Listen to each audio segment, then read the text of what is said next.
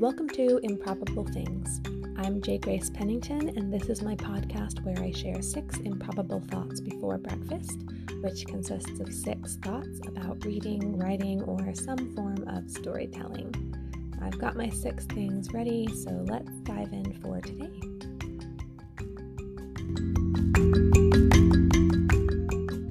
So I have lots of very exciting updates for you today on all 3 of the books I've been working on. So number 1, Firmament Eleftheria is now published. The official publication date was yesterday. So the ebook and paperback are now available on Amazon. And I'm so excited about this because this book has been so long in the making. I started writing it in 2017, so there were lots of stops and starts. As y'all know who have been listening to this, I had chapters that were deleted after I wrote them and just lots of roadblocks along the way. But in a sense, the journey goes even further back because ever since I wrote and published In His Image in 2013, I've committed to having the crew go back to the planet, go back to see the people there and continue that storyline. And so now I've finally done it. And that is finally finished, and I'm so excited to have that out there and get to officially share it with everyone. So I do have some paperbacks coming that I can sign and sell, so if you're interested in that, feel free to let me know. I have just a few that will be coming, but I can always order more if that's something that people are interested in. So thank you all so much for being along with me on the journey. I really appreciate all the people who support me and who care about this series and about my work. And honestly, I mean, there's no way that I would be writing or publishing any of this without people who enjoy it. So thank you all so much. And number 2, yesterday, I also officially, or I guess 2 days ago, I officially started editing on Humanoid. And I sat down a couple days before that and hammered out all that I need to do in this rewrite because it is going to be some extensive changes. I'm really going to have to completely rewrite the last few chapters, although thankfully I think most of the rest of it I will not need to change as much, just a few tweaks. But yeah, the last few chapters will basically need to be rewritten almost from scratch. But I feel really good about it. I feel so much better about the updated storyline that we were able to come up with. And all of my beta readers had such amazingly insightful comments. And my husband was such a huge help to me in working out my plot problems and how to fix them. So I think I have a really good story coming for y'all, hopefully very soon. I'm really hoping to get it out on Vella next month, which would mean it would be December, or no, I guess not December. It would be later, probably early next year, that I would be able to get it on paperback and everything. But I'm hoping to really get that ball rolling. And then number 3 on Intoxication, the first draft is finished. I actually ended up finishing it the day that I recorded my last podcast. So that was really great. And honestly, unless I'm forgetting something, I do believe that it is the first time that I have written the first draft of a book start to finish without taking any breaks in between, without giving up for a time or letting it lag. And I faithfully got my at least 1,300 words in every day, Monday through Saturday, since I started it.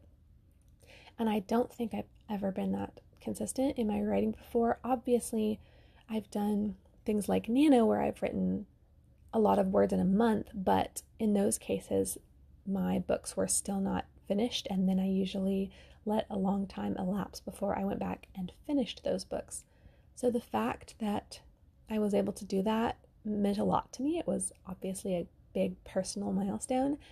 And then I really am excited about this book. I don't think it's going to need as much reworking as Humanoid, although I do think the beginning is pretty weak and will need to be rewritten. But as far as the rest of the plot, I don't think there's as many major issues. So I'm excited about that one. Hopefully sometime next year I can work on getting that out. Well, number 4, this past Saturday I got to drive a couple hours and meet a good friend halfway between our homes, and we just spent the whole morning book shopping.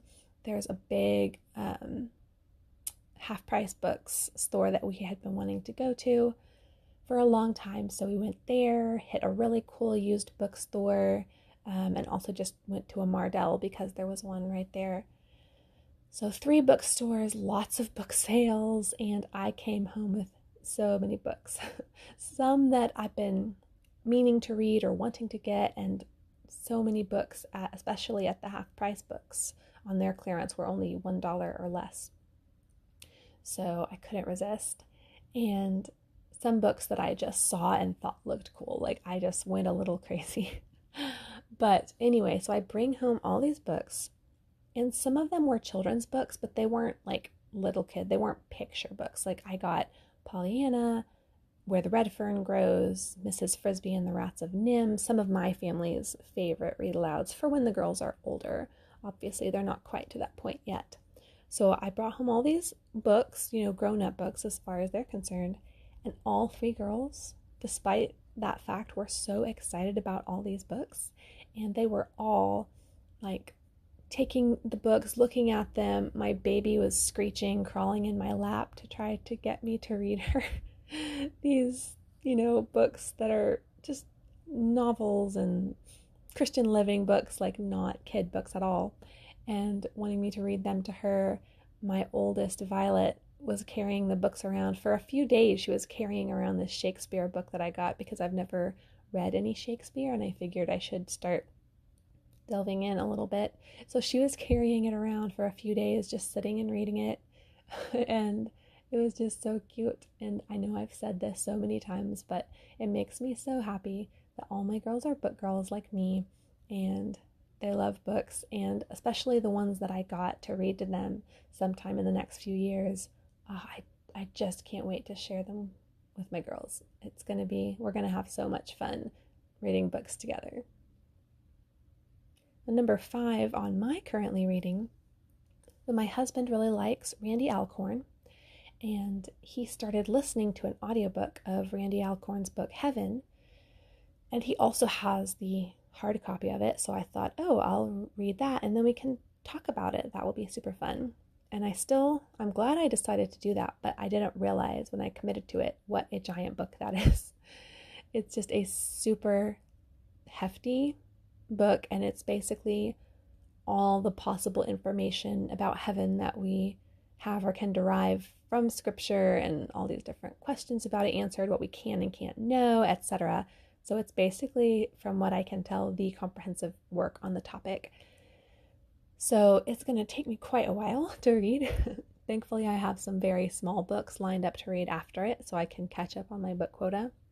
But I am really glad that I decided to do this, because we've already been able to have some great discussions about it, and I am just enjoying reading through it, thinking about it, delving into this topic that, as he says in the book, not a lot of theologians address very much, and there are a lot of misconceptions and unscriptural ideas within the church and within Christianity about this very important topic of heaven and what it will be like and what we can expect and what the Bible really does say about it. So I'm glad that I decided to do that, but this will probably be my currently reading for quite a while. Even though I'm a fast reader, it's just, it's going to be a bit, but it's very good so far. Well, number 6, since I've been working on editing and reworking Humanoid, I've been thinking quite a bit about that phrase, kill your darlings, about, when you are editing, you have to be willing to let go of even those parts those scenes that you just love in your writing if they don't fit into the story and serve the story. I totally agree with that, and I've had to do that many times.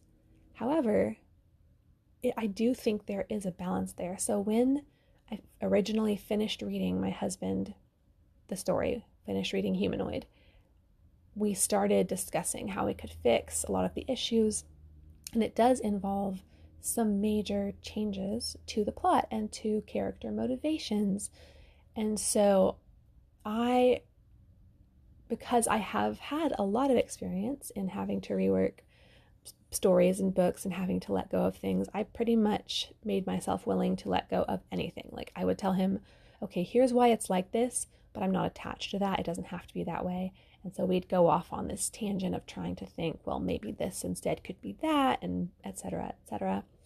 And it just, there was a certain point, and like I said before, we talked until like 1 a.m. for hours and hours. We were going over this, which was amazing.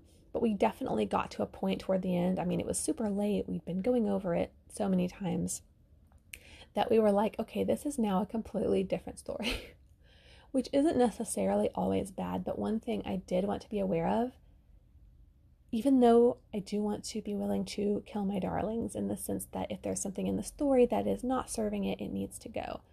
But I don't want to kill ultimately what I love about the story, in the sense that I don't want to let go of like the reason I actually wrote it. Like I wrote it because there was something that sparked my imagination, some desire that I had to communicate something important and to hit a particular turning point in the series. And so while I needed to be okay with letting go of anything surrounding that, I did have to keep pulling myself back to, okay, but I can't let go of that, because then why did I even write this book in the first place? So it is such a balance. Like I do believe that when all writers know what I'm talking about, where there's some spark at the core of every story that is what got you excited about it. Just it could be a feeling, it could be a sentence, it could be an idea, it could be a character, whatever it may be. And whatever it is, that is what originally got you excited enough to want to tell this story. And I don't think whatever that is, I don't think should be let go of, because in a sense that really is the core of what you were trying to do when you set out. And I can't think of a time that it would be right to, I mean, I can't speak for every story for everyone of all time, obviously, but speaking for me, I can't think of any of my stories where it would have been the right thing to do to let go of that spark and that core. And especially for so many of the Firmament stories, I started out with an idea and some kind of theme and some kind of philosophical idea that I want to communicate, and try to build a story around that. And so while the story around it may change, and I've even had characters that I've had to write out or to add, or I'll have, like in this particular book, I'm having to change the entire climax. A lot of motivations for one of the characters are now completely different. So there are big changes being made. But there is that one spark of something that made me want to tell this story. And as everything else changes around it, I need that to stay stable, or I'm going to lose what is special about this story for me. So that's something I've been doing a lot of thought about. Like, at what point do you change a story so much that it's no longer what you set out to do? But it really is a fine line, because really, I think other than that, you should be willing to let go of anything, which is so hard. Like, there were scenes in my very first book